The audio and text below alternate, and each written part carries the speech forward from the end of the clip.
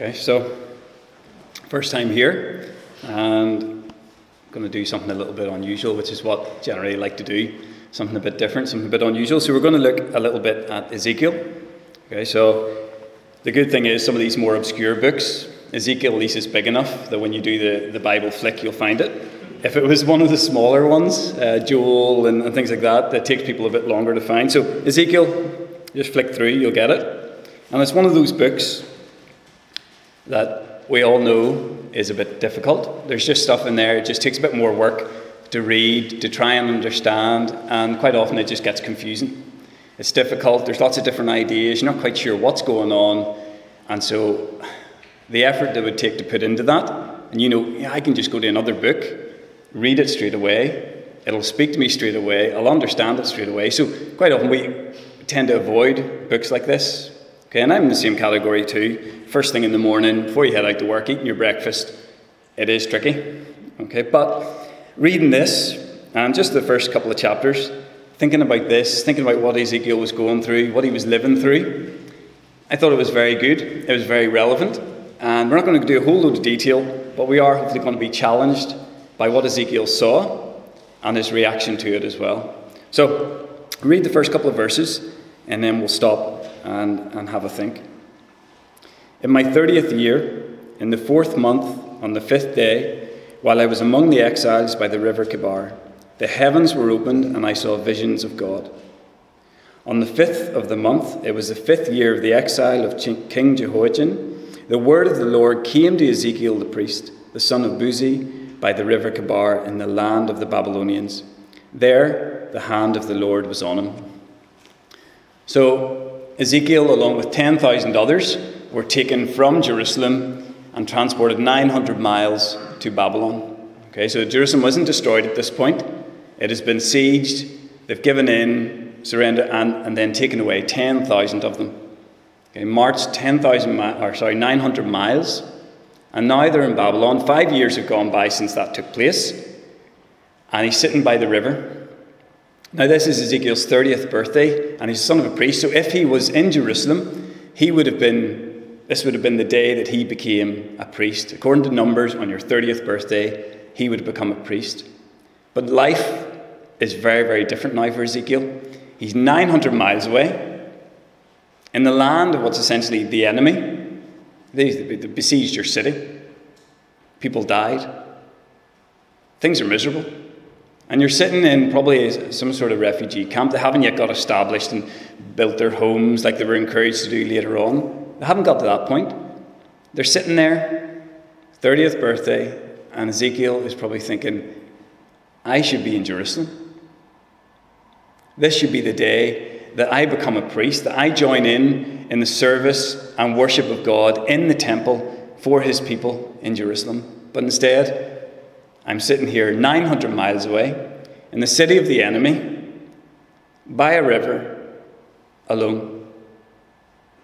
Now, if you were Ezekiel and you had grown up, being trained, and this is your career, you're going to be a priest. And everything you've thought about, your family line, everything you're geared towards, my life's goal is to be a priest, to take part in temple worship, to lead the people, sacrifices. That's what I'm for. And now you're in his position. What would you be thinking? What would you be feeling? And remember, at the heart of the old covenant, what you have there is God says, you'll be my people, I'll be your God, and I'll dwell in your midst. Okay, that's the heart of the whole thing. Everyone, yes, they all agreed. The covenant was established. That was it. You'll be my people, I'll be your God, I'll dwell in your midst. And now all of that is in question. Because, well, they're not. In his mind, we're not in his midst. God isn't in our midst. I'm 900 miles away. In a city it's not my own. Life isn't the way it's meant to be. And where is God anyway? So, that's what Ezekiel's thinking. That's what Ezekiel's feeling. And then, sitting there by that river, he gets a vision of God. Now, Ezekiel is a bit unusual in the way that it's written. It's similar to likes of Zechariah and Revelation, these sort of visions. And there's lots of unusual things that you'll read. And it can be difficult to read. Okay, so for example, because what they're trying to do, John and Zechariah and Ezekiel, they're trying to describe things that are out of this world. Okay, so they were able to see visions of God. In Revelation, remember, John is taken up and he sees things, and then their task is to record it. But what they see is out of this world, and they have to record it in the language and culture of this world. And that is why it is always, I saw what looked like. It was like this, it was like that, because they're trying to use their language, their culture, to explain something that was out of this world that they saw. Okay, his appearance was like glowing metal. It was like that, but yet on fire, but yet a rainbow. It was like, you see what they're trying to do. And so the worst thing that we can do is try and draw a picture. Okay, it wasn't designed to be drawn. It was designed to create something within Ezekiel, and that's what happened to him when you read later on. And with John in Revelation, it was designed to do something to him, to teach, to communicate. Because in all of these visions that Isaiah, Jeremiah, Ezekiel, they all saw something different. It's not the same thing that they always see. There's something different because God is trying to show something different of himself to these different people. So, an example was, I know Drew knows what I love. We lived in the Philippines for years. Okay, we were church planters in New Tribes Mission. So we're in a little village on an island. Now, no electricity, and water from pumps and things like that. So it was quite remote. And people there, obviously now things have developed quite quickly. But I remember one night we were walking with some of the guys and we're chatting. It was one of those nights, there's no lights really, so the stars are class, and you're looking at the stars and you're chatting about it, and trying to get some of them to think about it all, and the size of it and the universe and where did it come from and who made it anyway. And we're chatting about it, and then one of them said, he says, it's crazy, Tom Hanks has been there. And I said, what? And he goes, no, Tom Hanks has been up in space. And I said, no, he hasn't. And he goes, he has. I saw it on TV. I saw Tom Hanks in space. And I, no, you didn't. Yes, he did. So I said, no, you didn't. That was just CGI. That was green screen. And then they look at you. Now what you're describing, I have to now try and explain why Tom Hanks wasn't in space. But how do you do that whenever you're talking about green screen technology? And, how do I communicate using their words and their language, something that was really totally out of their experience and out of their concepts? And it's very, very difficult. I say, well, it's kind of like in a big storehouse where you would keep rice and stuff, but there's no rice. But it's kind of like a big storehouse.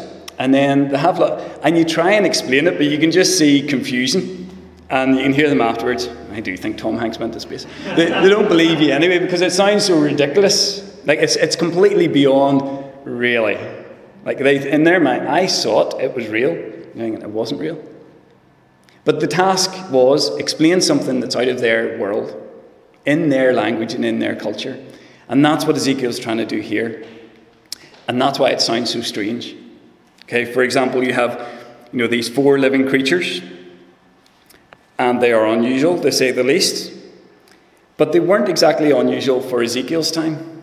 Okay, even in the Assyrian capital, King Sargon, you'll see there's clay things you can look up, and you'll see it looks like some sort of beast with a human head and wings. And that was before this. So again, God is trying to use things that might be semi-familiar to try and teach something about himself. So if you look at these, what was happening here, you saw a violent storm, verse 4, coming from the north, an immense cloud with flashing lightning surrounded by brilliant light. The center of the fire looked like glowing metal. Okay, so it wasn't glowing metal, but it looked like. So remember, he's scrambling to try and find words from his language, his culture, his experience to tell us what he saw. So it looked like glowing metal. And in the fire was what looked like 4 living creatures. In appearance, their form was human, but each of them had 4 faces and 4 wings. Their legs were straight, their feet were like those of calves and gleamed like burnished bronze. Under their wings, on the 4 sides, they had human hands. All 4 of them had faces and wings, and all of the wings of one touched the wings of another. Each one went straight ahead, and they didn't turn as they moved.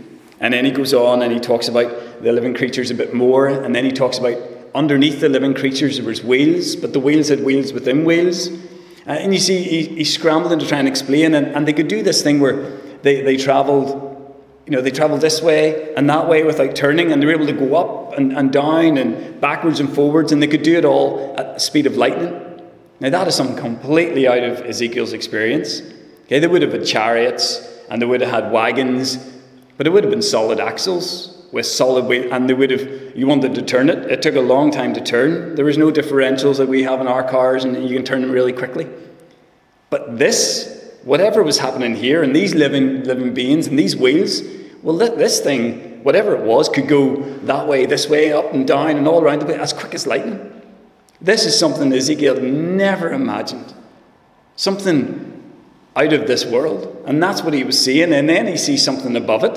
And he can't quite explain what that is. And then he sees a throne and someone sitting on the throne.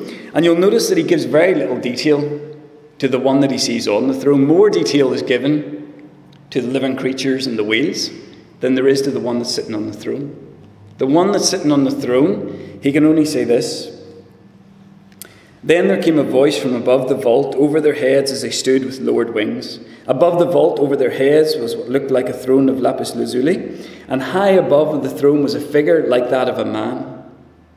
I saw that from what appeared to be his waist up, he looked like glowing metal, as if full of fire, and that from there down he looked like fire, and brilliant light surrounded him, like the appearance of a rainbow in the clouds on a rainy day, so the radiance around him. This was the appearance of the likeness of the glory of the Lord.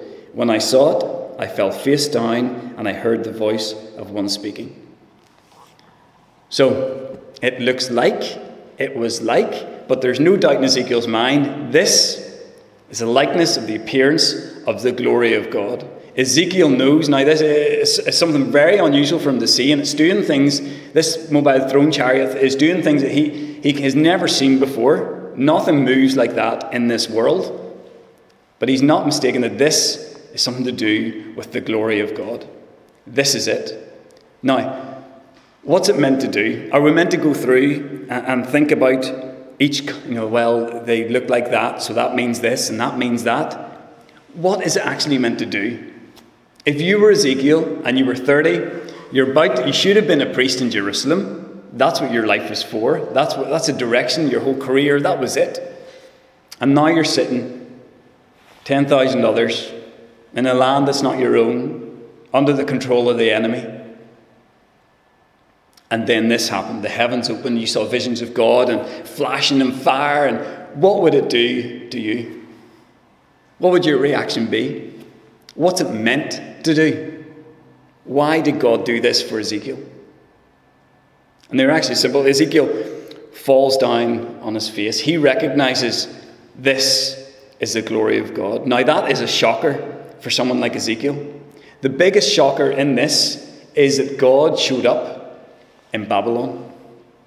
Where should the presence of God be? If you were Ezekiel, where should God be? Where should his presence, his glory, where's he expecting it to be? And why is he sad about it anyway? He's so sad about the whole thing because God's presence and glory and purpose is in Jerusalem. And then all of a sudden God shows up in Babylon. That is the whole shocker of this event. God is here in Babylon. And in fact, he's not just here. He's there, he's up, he's down.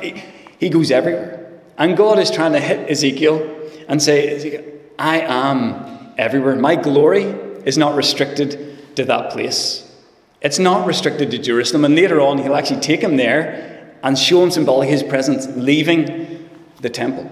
He's saying, I am not bound to that location. I'm here, I'm there, I'm over there, and I'm on my throne. And what he's trying to say to Ezekiel is, I rule over the whole earth. I am not restricted to that location.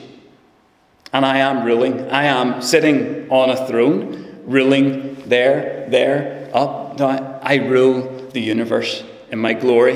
It's not diminished. And so he's hitting Ezekiel with all of these things to try and get Ezekiel to correct how he thinks about God, to correct what he thinks about what God is doing and what is happening in his life and in the world.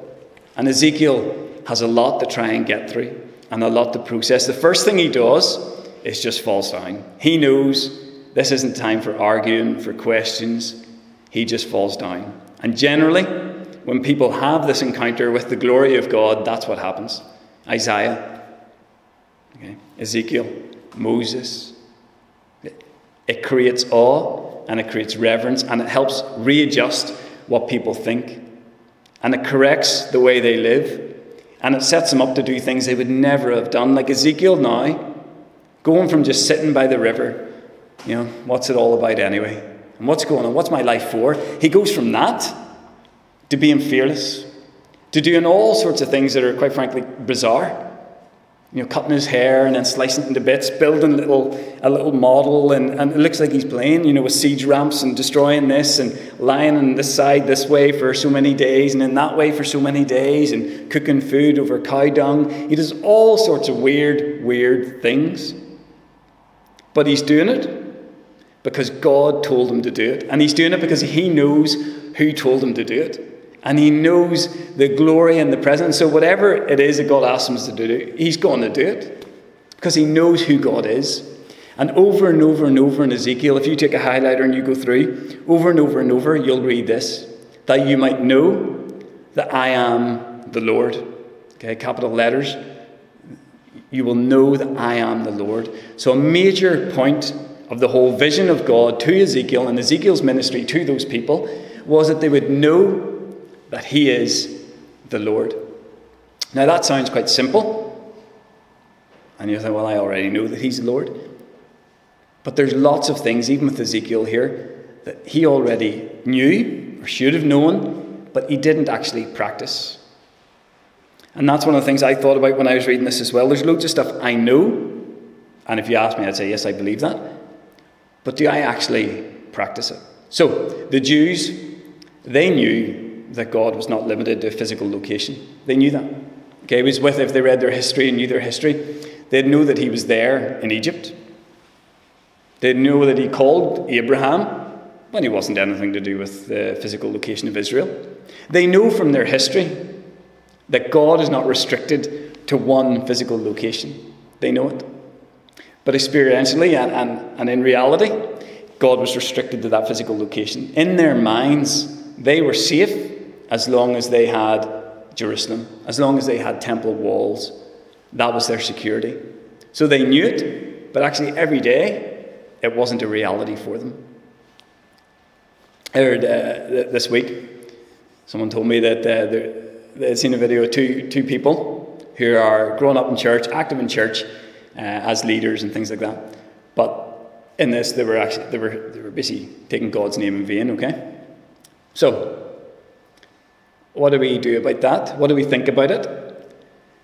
You think, well, now they would know it's wrong. Okay, if you ask them, is that right? No, it's not. Quite clearly, very simple. You don't have to. Everybody knows that's wrong. Okay, but why would we do it then? Would they tell a young person they were leading? Would they correct them? Yes, they would, because it's wrong. But experientially, every day, we don't actually practice it. We do things that we know we shouldn't do. Why? Because in our minds we do the same. We have the same mistake that Ezekiel and the others had. We restrict God sometimes to a location. For example, there's things we won't do in here that we'll do out there. Okay, and I do it too. There's inconsistencies, and it shows that really, even though I know that this is the Lord is everywhere. The Lord rules, and his glory and presence is not restricted. He sees all, he knows all, he's in control. I know that and I believe it, but functionally every day, I don't actually live as if that's the reality. I do things that I wouldn't do now in front of you here, and I say things that I wouldn't say now in front of you here. Why? Because somehow I think, no, this is different. It's not different. And that's what God is trying to show Ezekiel.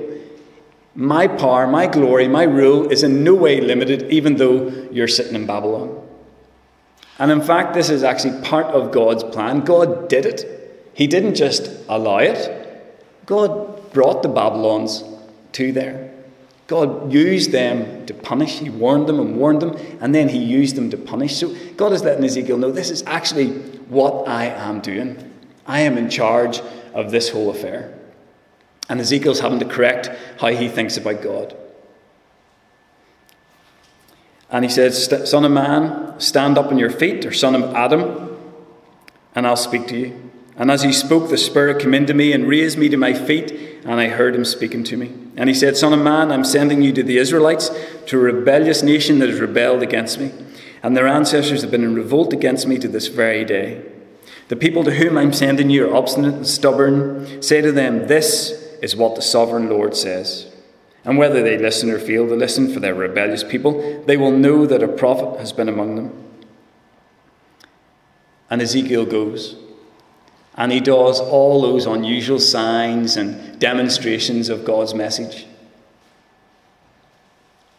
So he understands who God is. The Spirit of God enables him for the task, and he is fearless in doing what God has told him to do.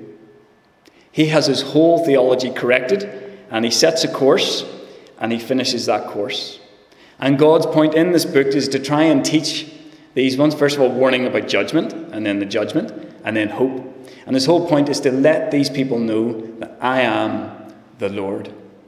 That is the purpose, and that is the goal. And his whole point is to tell them that his presence is not restricted to that location in Jerusalem. His presence is with them there. His presence is everywhere.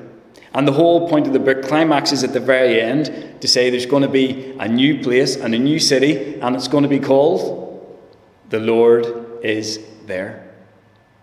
That was the hope that he was offering and sending to them, that it wasn't about that place. It was never about that place. And he tried to tell them before they built it, that the God of heavens cannot be restricted to a building. He tried to tell them, but they didn't listen. So when I was reading this, I was personally challenged about things that I know to be true, that I would teach my kids. But in reality, every day, do I actually practice this? Do I live as if the God of heaven, in his glory, presence and rule, is here, he's there, he's everywhere, he's in control of what is happening? Do I actually live that way? The things that I try and get my kids to do and tell them it's very important that you believe this, and then I go and do the very opposite. Okay, so you're putting them to bed, and now you have to have your story, your Bible story, and who wants to pray, and then you go down and put on Netflix. So important, kids. Now you will do the same thing as well, and I think we need to stop and we need to ask God maybe to show us what it is that maybe we have. Now we're all a bit different. There's maybe things that you are doing, and it's inconsistent with what you even know to be true. And I think if we stop and we ask God to actually correct us, and it may be things to do with how we handle family, how we handle work, how we handle church. When we get together, there's maybe things we do, and there's maybe no basis for it. There's maybe no reason for it. It's just what we do. And it'd be amazing if we actually stopped, like Ezekiel, got a fresh vision of who God is and what he is like and what he wants to do in the world. And then we asked him to fix and to correct and to straighten the things in us that maybe we're missing the mark on. And whenever we do that, you think about someone like Ezekiel, he gets corrected, he gets a new purpose in life, a new goal in life. The Spirit comes in, takes over, he is now fearless, and now he's not guaranteed results. And he's not trying to make people believe or make it better or make it attractive. And I know God said to do this, but actually people think I'm weird if I do that. So I'm going to change and do this. Because people, they might appreciate that more. He doesn't do that. He recognizes that this is, rebellious people anyway. And God has told me to do it. I fear him more than man. So I'm going to do this because God has told me. And whether people believe or not, that's not my job. My job as a prophet is to warn, to rebuke, to give purpose, to give hope, because I fear God, and that's the mission he's given me. I feel sometimes as well, whenever we get together, and as Christians, sometimes I don't say things, because I'm worried about, what are they going to think of me? I am going to sound like a weirdo. Because what I'm going to talk about is out of their experience, out of this world, and it just sounds strange. The same way as trying to explain that Tom Hanks didn't go to space. It sounds weird. And so you back down, and I sometimes soften it and change it where I'm hinting at spiritual stuff, but I'm not actually just saying it.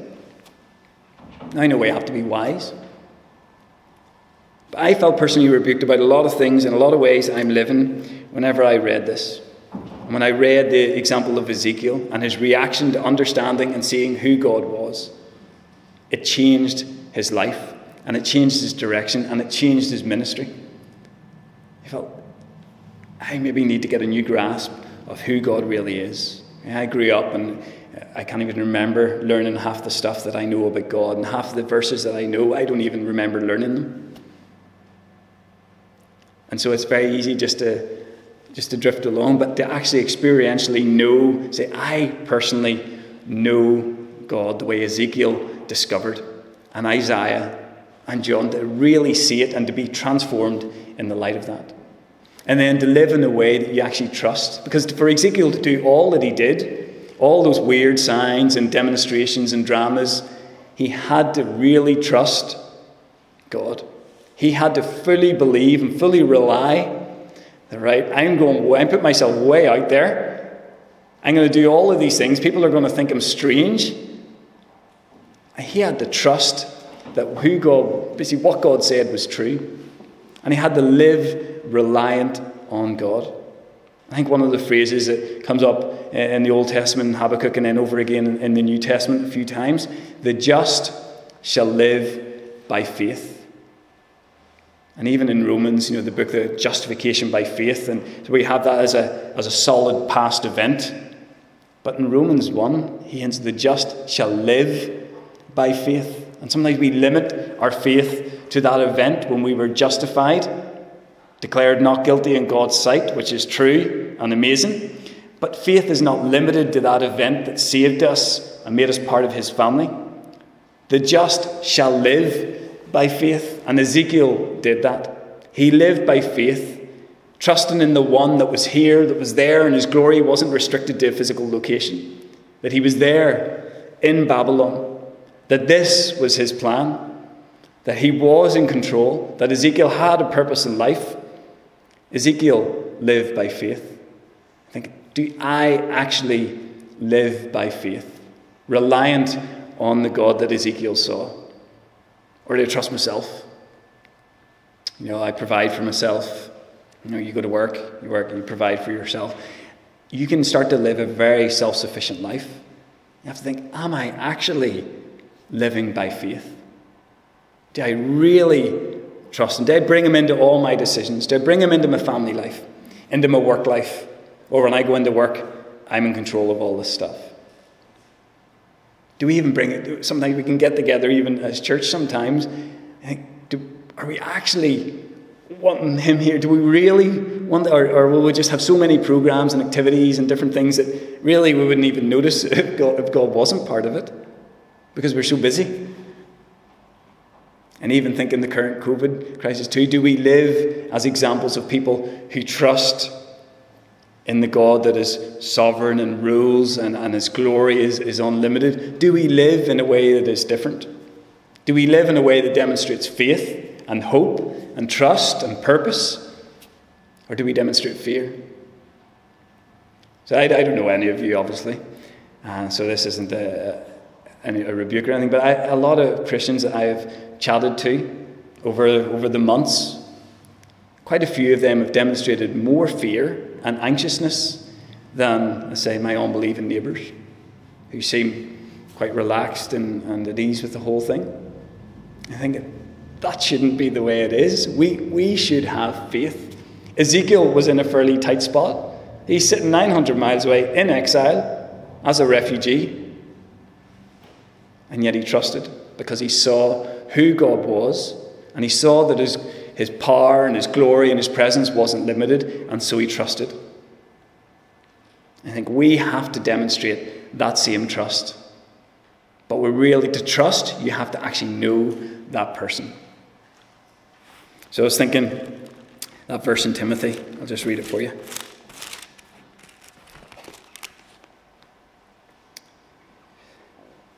Yet this is no cause for shame, because I know whom I have believed, and I'm convinced that he is able to guard what I have entrusted to him until that day.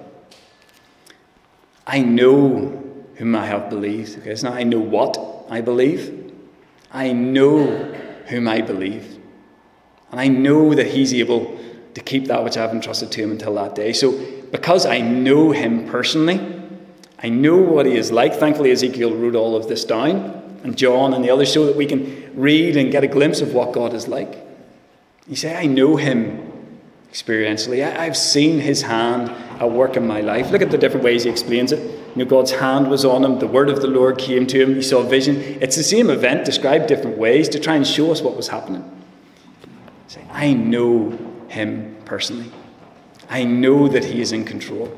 I know that his glory is not limited, that he's not hindered. I know that his plans aren't thwarted by what's going on with the whole COVID thing. I know that he is in control. And I'm persuaded and convinced that he's trustworthy, and he can keep me going, he can keep family, he can keep the church going. It will not collapse. It will continue.